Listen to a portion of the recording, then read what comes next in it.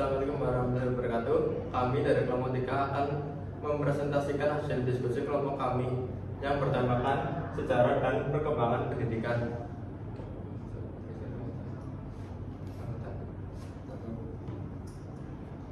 Ini anggota kelompok kami, saya Willy Nur Afrizal. Saya Renan Baini. Saya Roto Makau.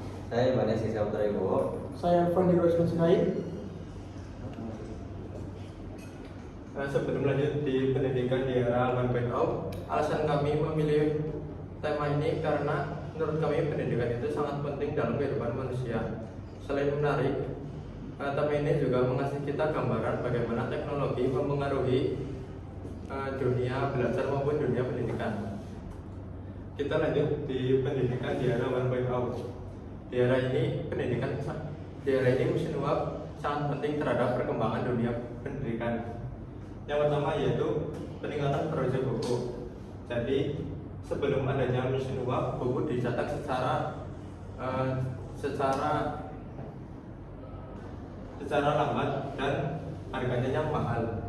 Namun setelah adanya mesin cetak bertenaga uap, produksi buku meningkat secara drastis karena harganya lebih murah dan mudah didapatkan, sehingga ilmu pengetahuan dapat diakses dengan lebih mudah. Terus lanjut di poin yang kedua yaitu akses pendidikan yang lebih luas.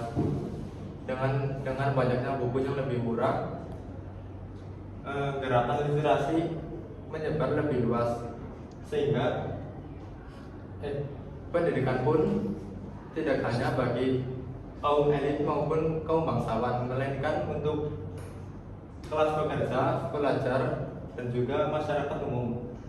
Terus di yang terakhir, penyebaran ilmu pengetahuan lebih cepat berkat kapal uap dan kereta api.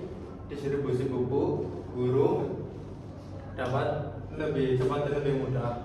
Ilmuwan pun dapat dengan mudah menghadiri konversi dan pertukaran ilmu antar negara.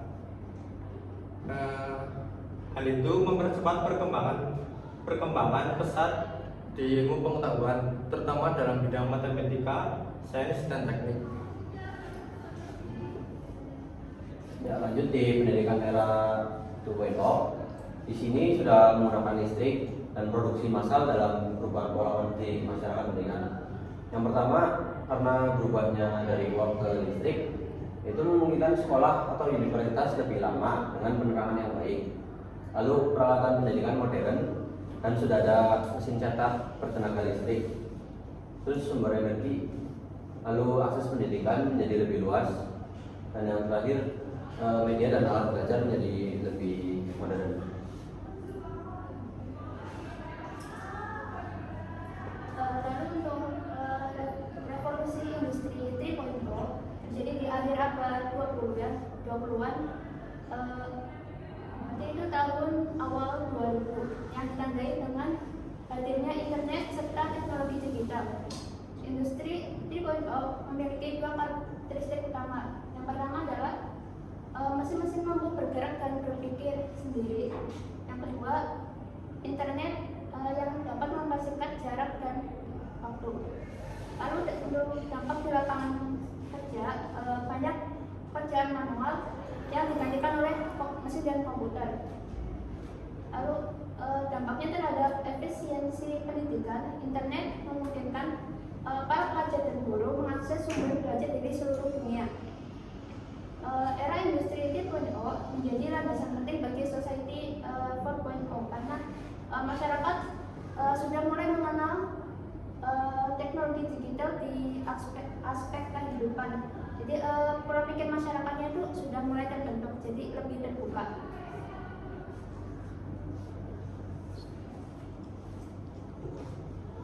Baik, yang berikutnya yaitu pendidikan di era 4.0.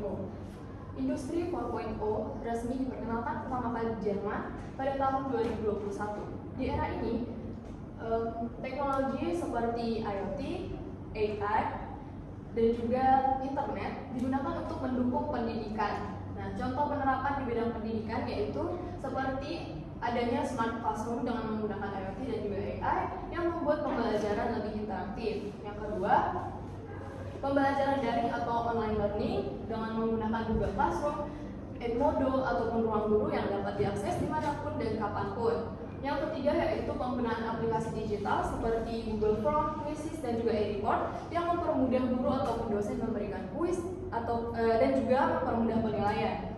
Nah, dari semua ini ada peluang besar yang kita dapatkan seperti akses pendidikan yang lebih luas, evaluasi pembelajaran yang cepat dan juga efisien, dan juga siswa yang lebih siap bekerja di era digital karena sudah terbiasa dengan penggunaan teknologi. Namun, dari ini semua ada tantangan yang harus kita hadapi seperti akses teknologi yang belum merata. Seperti yang kita tahu di Indonesia belum semua daerah dapat mengakses internet.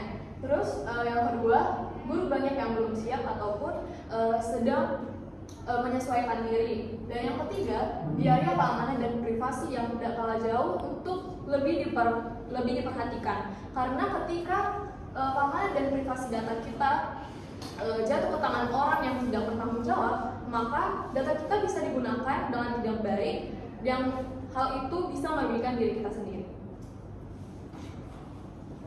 Pendidikan di era 5.0.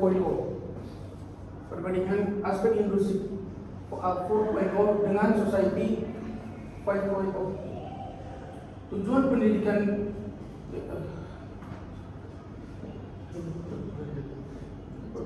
perbandingan aspek industri 4.0 dengan society 5.0. Tujuan pendidikan efisiensi, digital proses belajar organisasi, pembelajaran inklusif dan berpusat pada pusat siswa teknologi terkendali. AI, Big Data untuk analisis AI, IoT, pemerataan akses dan kesejahteraan siswa. Peran guru yaitu fasilitator digital pembimbing yang didukung teknologi. Tetap fokus pada nilai kemanusiaan. Industri 4.0 mendorong digitalisasi dan efisiensi, sedangkan Society 5.0 menempatkan manusia sebagai pusatnya dengan tujuan agar teknologi bukan hanya mempercepat proses pembelajaran, tapi juga membuat pendidikan lebih inklusif, adil, dan berorientasi pada pembentukan karakter serta solusi sosial. Nah, ini daftar pustaka yang kita ambil dari industri 1.0 sampai 4.0.